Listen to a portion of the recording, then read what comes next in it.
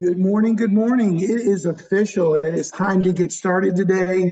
We have a great property tour in store for you today. My name is Scott Buckholz. I am your host today. We also have Yas Hawk, our co-host on. I am actually got the honor and privilege of being here live with Roy and Anna, our featured investors here in Minnesota. And wow, do we have a great tour in store for you guys. Again, we do these every Saturday morning. We're a national community of investors. We love featuring and highlighting our investors from our community and what they're doing. And today, Roy and Anna are sharing their resort. They've been on before, sharing that. I think the last time they were on was back in June 3rd. Matter of fact, I looked it up this morning. So it's been over 3 months. So they got some real current things to share, how progress went through the summer, how bookings went, how revenue went. And so we'll get into all that. Again, we appreciate you guys getting on this morning. We just love doing these, like I said, every Saturday morning at 11 a.m. Eastern. And again, this property tour is just going to be amazing. I'm glad you guys decided to get on and take an hour of your day. So Roy and Anna, I've known them for a few years now. I don't know, 4 or 5 years. And we first met at a national convention, a part of a real estate investing community. We had a big national convention in Salt Lake City.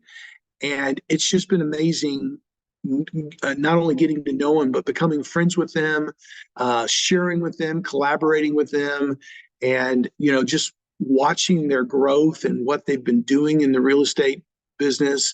But they've got a really cool backstory to share, kind of like what they were doing before and how they found real estate investing. And then the big thing is, if you're a guest today, someone's invited you on, because they think you should learn about this. They think you should see what's going on in our community.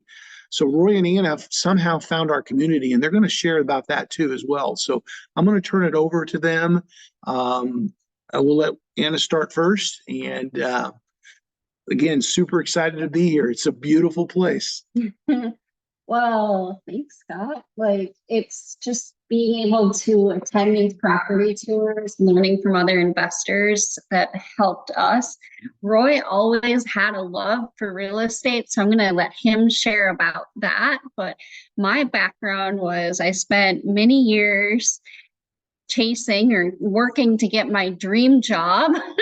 I was very passionate about it and I got it. It took, I don't know how many years of education to get my doctorate. And I was the director of a outpatient clinic. And I'll never forget this day.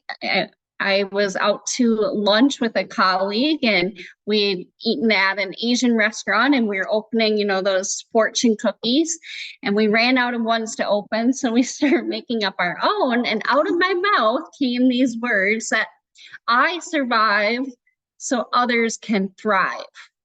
I survive so others can thrive. So basically, I was becoming quite sick and ill because I was working myself to death. I was sleeping at work. I had landed in the hospital. And so when Roy came into my life, he kind of opened my eyes to this idea of business. And we had this epiphany, like, what if we can thrive and help other people thrive at the same time? And fast forward 4 years, this is what we get to do as real estate investors and helping other people learn. It's been a joy. 4 years ago, we did not own a house. We had less than $1,000 in our bank account. But when you have a way, there's a will. So we want to share just what we've been able to do with knowledge and support. So, yeah. You have the will. So yeah, my name is Roy, born and raised in Uganda, East Africa. So regardless of background, it's just the reality is you can all do it, regardless of background, how much money you have. So the reason I got the awakening to the fact that real estate was an incredible business was I worked with my mother. She was into the interior design industry.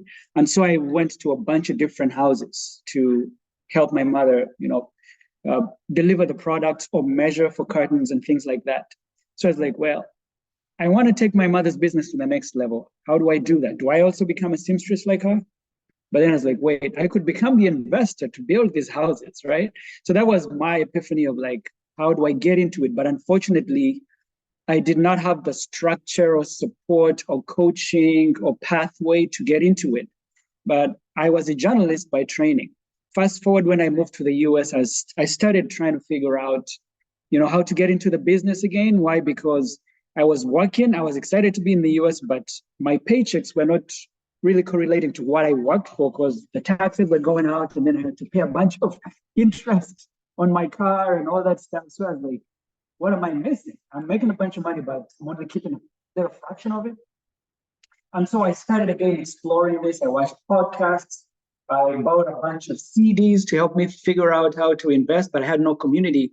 But when we got married, I was telling my wife, hey, could we figure out how real estate works? But we didn't know. We didn't have $1,000 in our bank account. We thought we needed a whole lot of money. But when we found this community through our film business, that's when we realized they had the education and the support and the community around us that would pretty much help us succeed. And we plugged in and started playing, learning and executing what we were learning. And we've done deal after deal. We started out flipping houses, then we bought some rentals, turned into short-term rentals. And it's been an incredible journey of learning, and we're still learning. So that's our story. Well, that is an amazing story, both of you guys. But I think what I heard a lot of just real positive, inspiring information there. But the fact that you shared that 4 years ago when you got started in this business or this career, you guys had like $1,000 to your name. You didn't own a home, so I imagine you were renting at the time because it's all you had knowledge and skill set to do, right? Mm-hmm. And you went from having $1,000 in the bank account to now owning, after doing flips, short-term rentals, long-term rentals. Mm-hmm. Now you have a resort. Yeah. And everybody's going to get to see the updated resort today. It's absolutely beautiful. Don't forget to show them, by the way. I'm actually, if you guys can tell, I'm actually here. So, I'm like a kid. I'm like smiling ear to ear. It's so awesome here. But anybody can do this business, but you've got to have the right mindset. You've got to understand that you don't know what you don't know, and I'm sure that kind of sunk in fairly quick for you guys. Mm-hmm. So let's talk a little bit about how this deal all came together. And I know you have a neat video to show of it and all that, but talk about you shared with me again today, and I remember once you told me today that initially, like when this all happened, originally this was like you're on your 20-year plan. Yeah. So they had a 20-year plan that they would own a resort like this in 20 years. Well, and I think I say 20-year plan because that in my mind means it's not possible, right? So, maybe in 20 years we can do that. Yeah. So let's put it this way. It was in a plan much farther down the road, and then it all came together. So talk about how you guys, all of a sudden said, let's start looking for a resort. Let's do this. Okay, go ahead. So I think it goes back to our very first deal, and we were in a hurry to do a deal, but we didn't have the necessary education. We started partnering with someone, and it was not a good situation. So we had to learn really quick, how do we raise money and get out of this deal with them and take control of it? Mm-hmm. So that very first deal led to us having a buy and hold that turned into a short-term rental. And from there, we started leveraging equity. We were forcing appreciation really fast and creating equity that we would pour into then buying the next house. And so with that, we were about to acquire another buy and hold, and we went to one of our private money lenders and said, hey, do you want to go in on this deal? Great cash flow as a duplex. And they were in, and then we kind of hit pause and said, wait, is this aligned with where we really want to go? Do we want to just own another rental, or do we start to work on what we really want. And it turned out they also wanted to own a resort. And so we were aligned and started then looking. It took us about a year to find the property we wanted. But we attracted them, and I'll kind of let you talk how we attracted partners. Yeah, I mean, of course, we do have classes that really help you to understand how to talk to people and bring them on board as private lenders, because it requires a lot of trust. And also, them as lenders, they want to make sure you know what you're doing. So you need to prove to them that you know what you're doing. So these partners lent us money on one deal. They saw us carry the deal to the finish line, and then they saw us keep going. Even when we were not using their money, they saw us do flips. They saw us turn rentals into short-term rentals and start cash flowing. So they were really, we want to do what takes. So it really took the education and also being able to use the education to make money and to prove to people we are credible, we deliver, and so that attracts people to you to want to lend to you. So that really is how this came together. And the other part of it is we had finished up a flip after COVID, and we took a business retreat. Our business paid for us. We went on a retreat, and we used that weekend to really work on what's our vision. And it was then that we identified, like, we are in this for the lifestyle. I think there's kind of two entrepreneurs. One is for achieving and build bigger, better, which is awesome if that's you. And then there's the entrepreneur who I'm in this for lifestyle. And we kind of fall into that lifestyle where we want passive income, but we also want to live in a peaceful area. And so from there, like, okay, we really wanted a lake home. And we believe if you buy something, it should be an asset that's cash flowing or your business is paying for it. So it's like, okay, how can we get our dream lake home, but also have it be a deal that helps us to fire my boss? So I was able to retire, quit my job in May because of this deal. And then two other short-term rentals we have completely replaced my income as a professor. So, yeah. That's awesome. That's incredible. So I know when you started this journey about a year ago, you almost bought another resort. Correct. And one of the great classes that we have is red flags. It teaches us, what deals to kind of run from, right? And you want to talk a little bit how you almost acquired another property and how it all just kind of like fell apart, and thank goodness it did. Yeah. Go ahead.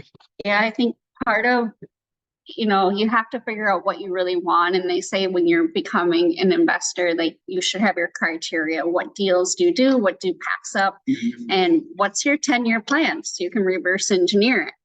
And so when we started looking, like, we weren't being very picky. We just wanted it. So it was the cool thing about that deal is we had negotiated almost all of it to be seller finance. But the red flags were the seller started pulling back all the acreage that wasn't in the floodplain. And then he just kind of thing after thing built this distrust, and we only do business with people we trust and have integrity. And then looking back, there were all sorts of other red flags that I think you saw them. I was blind to them at the time of like just how poor of condition things were in. But luckily that falling through helped us to develop what are the criteria really important to us. And one of them was the lake. And so now we're on a lake that is the second clearest in the state. And we have tens of thousands of lakes here in Minnesota.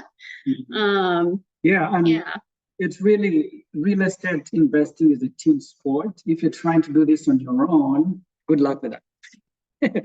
So like Anna says, you get to have people around you doing the same thing that will tell you, I think we should rethink this because it seems like there is something missing. Like you talked about red flags. So reality is we all can get blindsided, but when you have people around you, our community of investors, there's actually deals we've almost gotten into, but when we've shared with our colleagues in the community, they've been like, rethink the financing. And so honestly, that has protected us in more than one way. Almost all our deals, really. The coaching and also insights from community members, it saves you a lot. So I want to go back to when we started on this tour today. You talked about how you guys got started. You had $1,000 in the bank account. And the mindset and the limited belief that you have to have money to do real estate. And a funny thing kind of happened this morning here. There was an individual that we were talking to that said, "Oh, I always want to be in real estate, but until I get some, I got to have some money to do it first." And, maybe talk a little bit about how you guys were able to acquire not only this property, but other properties with other partners, private lenders, where you haven't had to use your own money. You want to talk about that a little bit? Because that's huge. In a lot of people's minds, they think what's holding them back is money or credit. It's money or credit.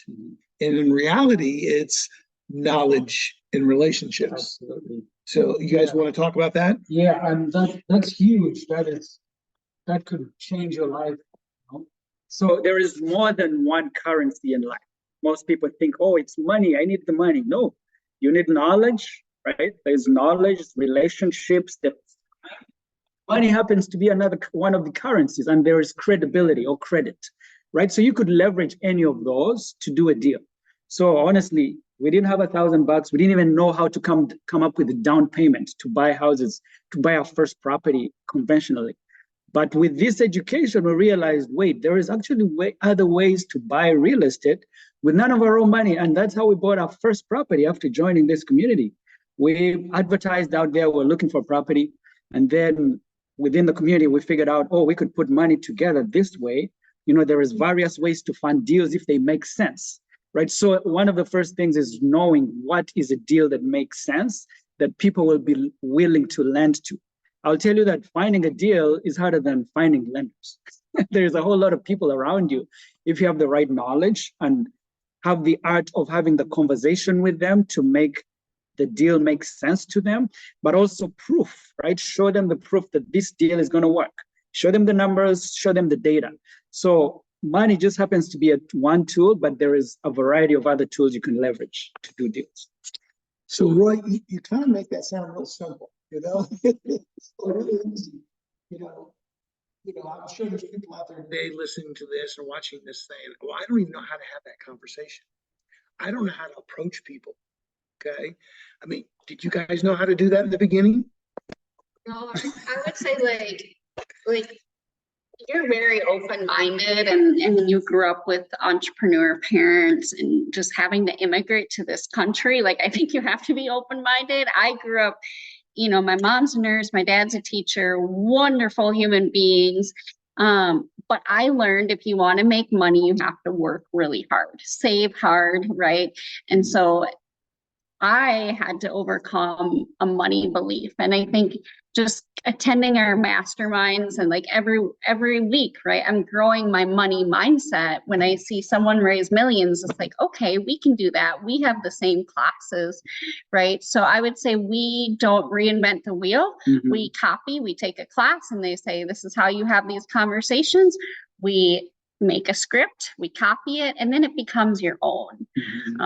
So yeah, when we got started, like, we paid for education, and I didn't want to do that. I thought, I'm a researcher, I can figure this out.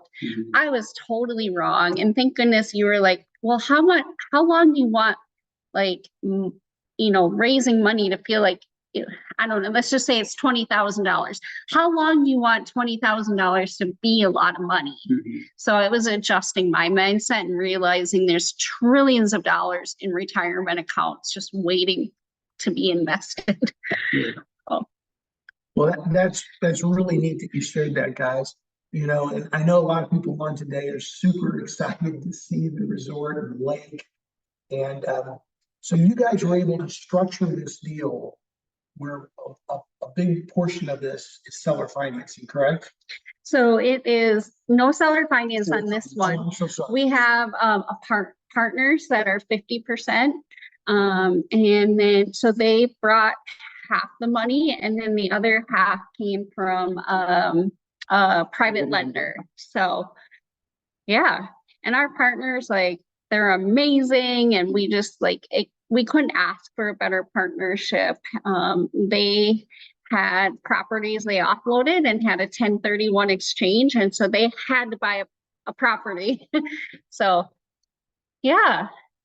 Well, do we want to Should go ahead and start showing the property? And Yeah, No, let that's me nice. show you a video. Let me pull that up. And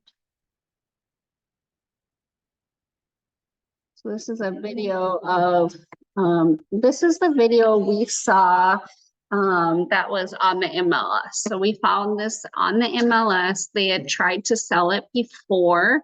They did not have good books. And so they were having difficulty. Like, they essentially had to have a cash buyer, because with their books, the way they were, it did not look like a profitable business. And so we made an offer. We tried to make an offer before we even saw it, and they made us came and see it. But this is the video we saw then.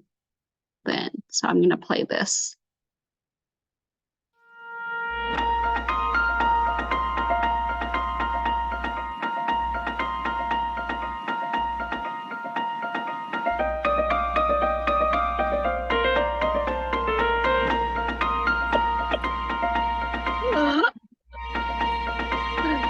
Oh, sorry. Thank you.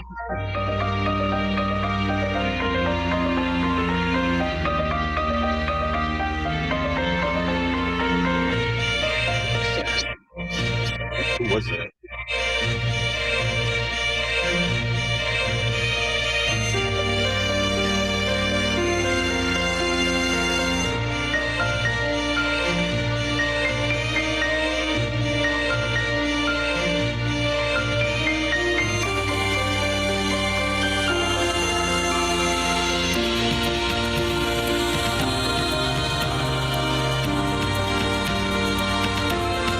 It's happened.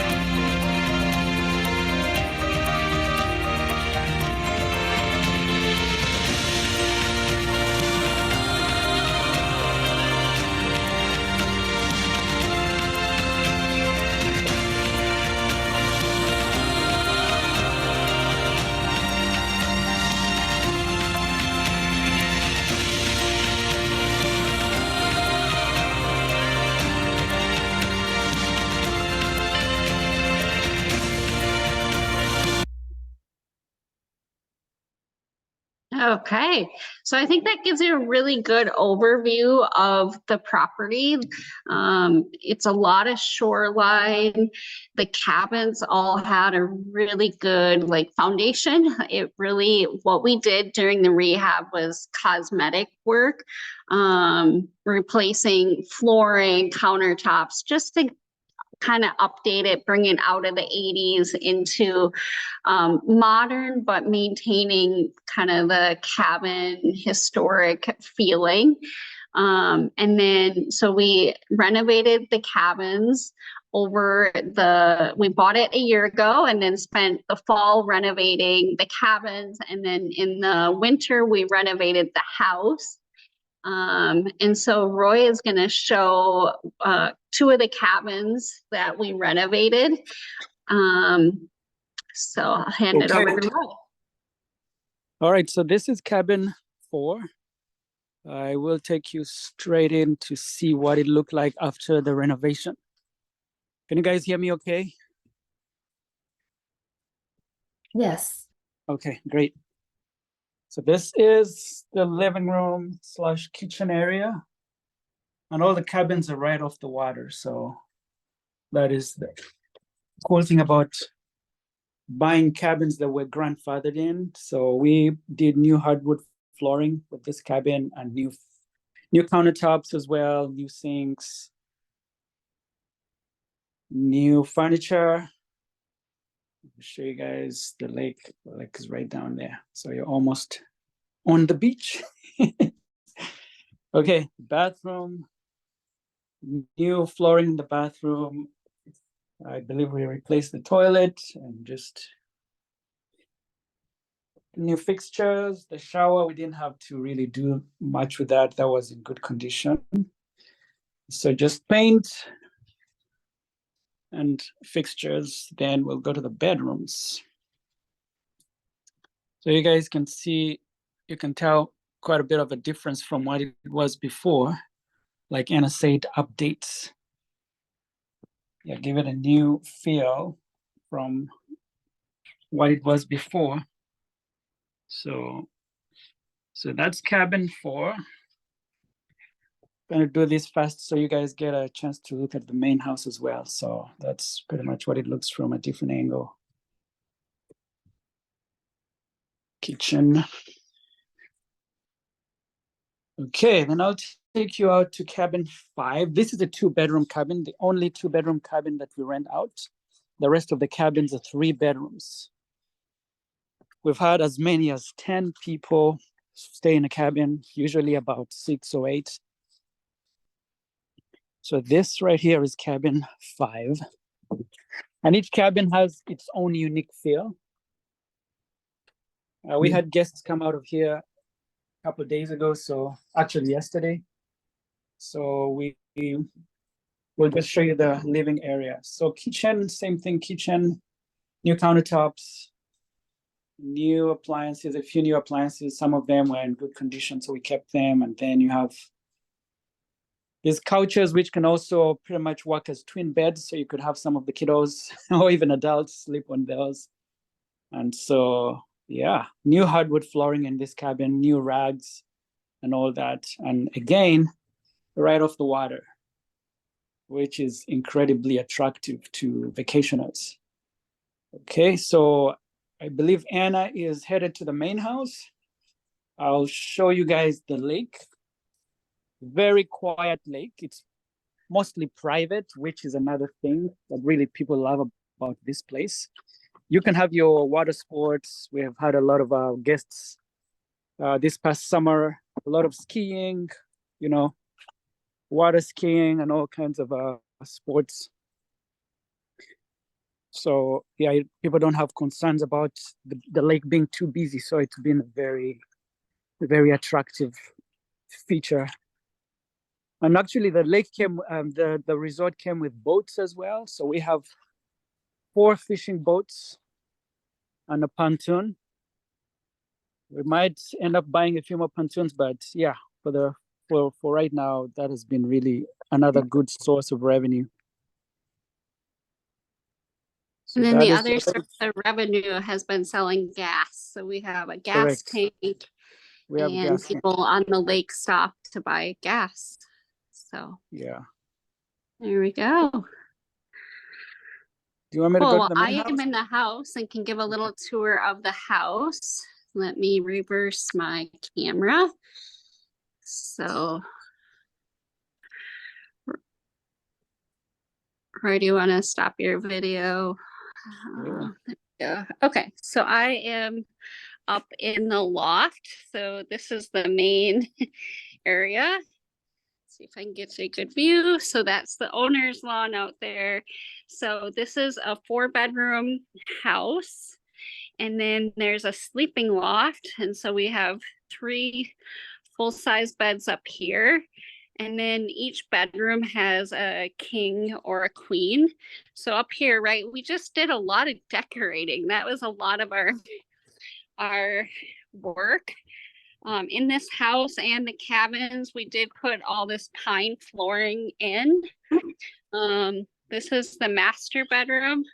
Again, all we did was new lighting, right? And just decor. We tried to just lean into what was here. This bathroom was completely renovated, except we were able to salvage the vanity. So we put all this wood in and tile, new countertop, give it kind of that sauna feel.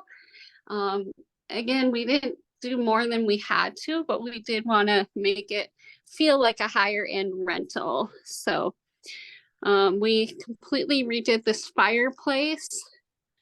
I don't know if you can get a full, there's kind of a full view. So yeah, this is the house, and we'll share a little more about the house when we're back together. So just new flooring, new lighting, appliances can really go a long ways in some houses.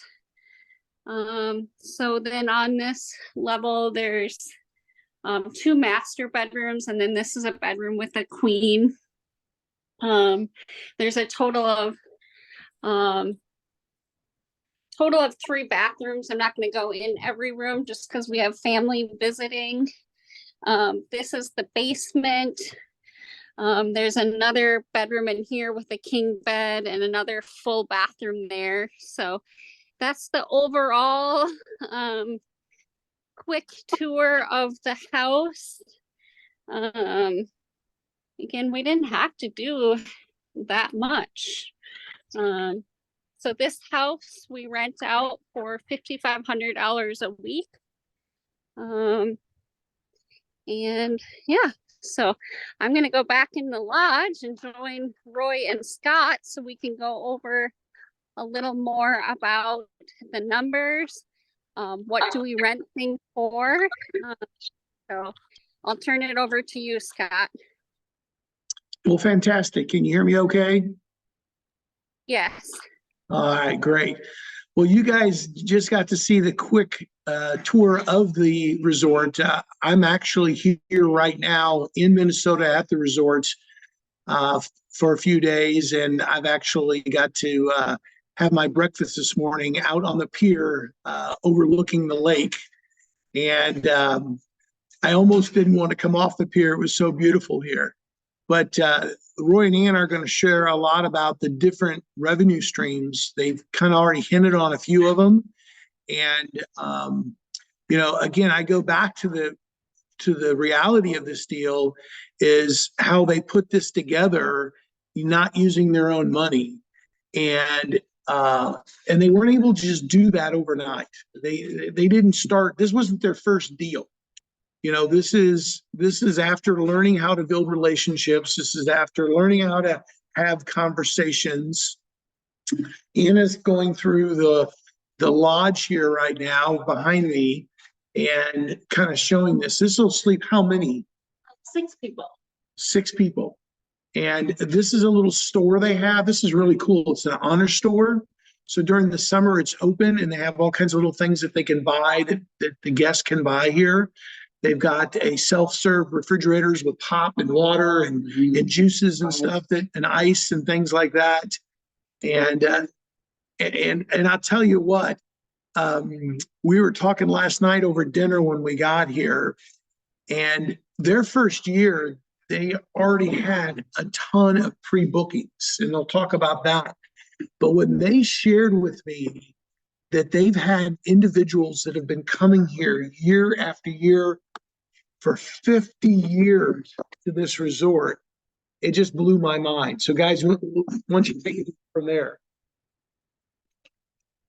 Yeah, so just kind of high level, we operate the resort from mid-May until about like next week we're shutting down. So this month we had about 4 months of business, and that was, or sorry, this year we had about 4 months that we operated, and that was really important to us. Roy and I are in this, like we said, for lifestyle, so we did not want to own a resort where we're running it year round. Could we make more money? Yes, but we are, you know, a lot of our income now is passive. We enjoy running this place. We get to do yard work, and then we run our other businesses. We, you know, mingle with the guests. On Saturdays, we do cleaning, but we have 3 other people that help do that. We have a crew. And so this is really just our dream of, okay, can we have our lake home? And so then Roy and I actually live in a cabin during the summer so that we can rent the house out. But now the rest of the year, the house is where we live when we're up north. It's like our cabin.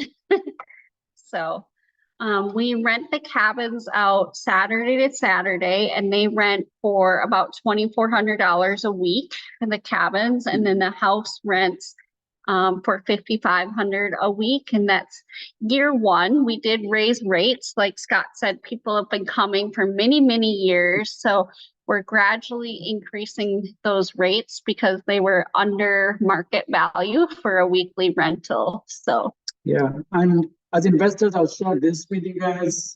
When we came into this, we knew we wanted to free up our time.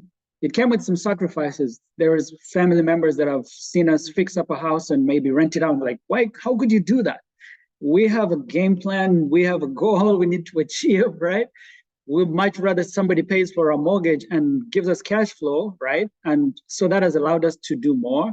So that's something that you might have to do from time to time as an investor. And like I said, it's the things that we do is because of the lifestyle that we are looking for, right? For us to decide we're going to rent out our houses so people can pay down the mortgage and we can get the cash flow and just maybe use some of that to buy another property. It's all because we are trying to achieve our goal to free up our time so we can do more of the things that we care about. One of those is building a school in Uganda, where I come from. So that's something we're excited to get to do more often because we don't have to be stuck behind a desk for the rest of the year.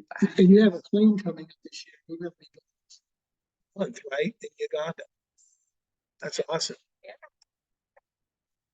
okay, so remind me, where are we? What do we need to share? Well, let's talk a little bit about the numbers. We've kind of thrown some things out as far as what the cabins rent for. This year was your first year. You had about 4 years of operating months of income coming in, correct? 4 months. I'm sorry, Jeff. 4 months of income coming in. And so what's like now that you've gone through year one and you've got some solid numbers, okay, and you know what you can build from. And by the way, they did all of that with, oh, I lost the screen. Hold on a second. Sorry, guys. Are we back? There we go. They did all the first year without any marketing at all. This was customers' previous bookings. And so now they've kind of stepped back, refocused a little bit on what they're going to do for the coming year. So what's your plan for the next year, for 2024? How many months will you operate? Will you decide to have the lodge open or the big house open for the winter? What is your thoughts on that? Yeah, so we've decided the house in the off season will be our house. That's really important for us. Again, that's like just a reward for the things we have sacrificed to make this possible. But our plan is to rent out this area in the off season. So we will operate the cabins and the house, and then during the season, this is like a gathering space where people can come eat dinner, play games. And so we'll open for fishing opener mid-May, and then the plan is to close the end of September. In year one, we were fully booked from the last week of June until I would say the third week of August. And then the last week of August, we were able to connect with an online school and hosted a school retreat for them here. And so our goal is to fill up the non-peak weeks, hosting schools and corporate retreats. It's really the perfect place for like business to come have a retreat, because they can have their own cabins, and then this space can, you know, we can set up tables and projectors and so forth. So with the business we had this year, our income or our revenue was 227,000. And that was the goal we had for year one, was to hit that 227. And then part of our expenses were 179,000. And part of that, I included what our partners get paid in that. So that is really simple to explain for this, that our profit for year one, Roy and I, was 48,000. And that's operating for 4 months. And, you know, it's part of it is just our lifestyle, getting to quit my job and live up north and be active. So we anticipate we'll be able to increase that about 20% in year two, and then we'll be able to decide how much we want to put into marketing. But goal is to keep raising rates and grow the early summer and fall business right now, to hopefully get to a profit of around 75 to 100K for the 4 to 5 months that Roy and I operated. And this is also with you guys still running your other short-term rentals and your other passive income. Absolutely. Exactly. Yep. Yeah. So we make, you know, 6 figures running our other rentals too. So, and the other thing we haven't talked about is how much did we buy it for and what value was this? Yes, that's good. Yeah. So the person who sold this property to us bought it for about 1.4 million in 2008, around about. They bought it for 1.4. They sold it to us for 1.65. And that was with all the additions, like the lodge. They added the lodge, they bought the 5 acres and built a pole barn. So our projections are this property is valued at least 3 million. So we bought it for about half price. so we bought it for 1.65. Again, the only thing we brought to it was what we call relationship credit, right? People trusted us and we had time and knowledge. And so we had a 250,000 to do the renovations, but also pay our mortgage and just holding costs during that almost, 8 months of having no revenue coming in. And so just looking at properties that have sold this summer on the lake, the estimated value is about 3 million. And that's being conservative. Yeah. So now we have equity, right? And equity is so powerful if you know how to leverage it smart, know how to mitigate the risks. So one of the things I want to throw out real quick too, also, for anybody that's on today who's a guest and wants to learn more about our community, about the classes, about how to learn how to have conversations, build relationships. We do have an overview right after this today that starts at 5 after the top of the hour. Get back to who invited you. They'll send you a link. They'll get you plugged into that. And you'll be able to get a lot more information during that time period. I do want to go back to constantly shooting your shot. It's when you are in this overbearing way, like we'll just get that muted there. There we go. We did want to go through those numbers and talk about that. I'm glad you mentioned that, Roy. We did not share what you guys acquired it for. And again, remind me, how much of your own money did you guys put into this to get started? 0. Did you say 0? 0. Okay, so you guys are involved in a resort that's valued at about 3 million plus, Plus, yeah, and you put zero money into it. zero money. Okay. That's pretty amazing.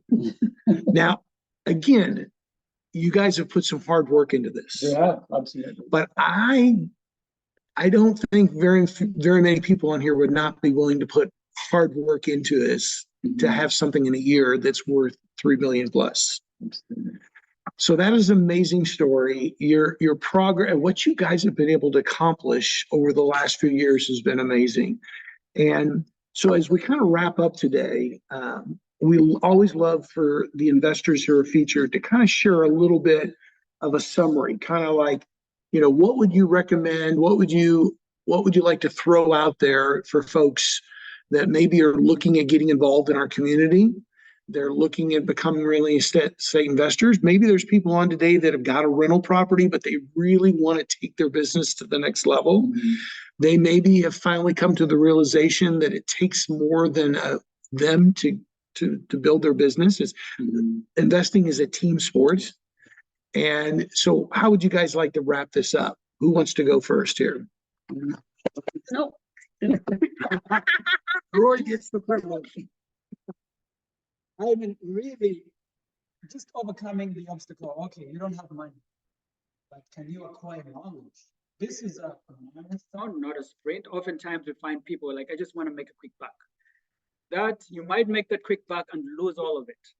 What our mentor says, with real estate, there is no ceiling. You can accomplish a whole lot more. Like we bought this with zero money.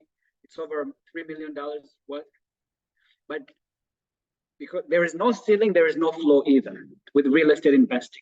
So you want to make sure that you are building a good foundation so that you will keep making money and protect yourself. So there is more than meets the eye. There is more to it than just real estate investing itself. There is a lot you would need to learn about how the business operates, how to mitigate taxes, because now once you start making a bunch of money, now you got to pay taxes. How do you make sure that you cover yourself in all those different places, right? So honestly, the biggest thing for anybody looking to get into this business is get knowledgeable about the business, because there is various strategies. You need to figure out what strategy fits you as an individual, but also surround yourself with people that are doing this, right? That is the one thing we saw about this community. People are doing all kinds of different strategies. We don't have to reinvent the wheel. Just surrounding ourselves, like I said, has bailed us out of various sticky situations, right? Many deals that we're getting into that were like, oh, we could have done it this way, but somebody advised us, there is a better way to do it, right? In terms of financing and exit strategies. So honestly, getting knowledgeable and surrounding yourself with the right people, you can't put a price tag to knowledge, right? So that is one big thing that I would encourage you guys to do. And also give yourself time to learn. This is a marathon.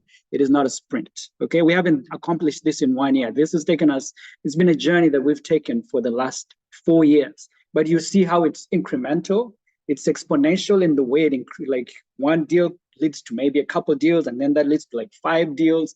So it's just incremental if you take the time to build a good foundation. Well said. Yeah, I think a lot of people, including myself, right, we have this pattern of overestimating what we can do in a year or what we can do in a couple months, but underestimating what we can do in 3 years, 5 years, 10 years. And so I can offer you advice. It's just to start, right? And work it every day. Do you need to do a fix and flip or, hit that home run right away? No. Our first deal in the beginning was not a home run. And so make it day one and just know that before we our first year was a lot about building our foundation, and we're still always making sure our foundation is secure. So how to set up our entities right and protect our assets, and how do self-directed IRAs work. And it's not always like the fun stuff alone, but it's so important. So Don't underestimate what you can do and don't go it alone. They're like, you're gonna have bad days and we get to rely on the synergy that comes from community. Awesome.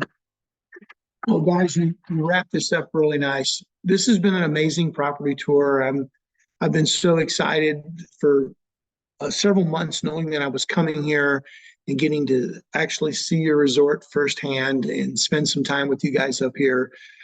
We love doing these property tours every Saturday. Next Saturday, we'll be back at 11 a.m. Eastern, and we'll be in Salt Lake City area.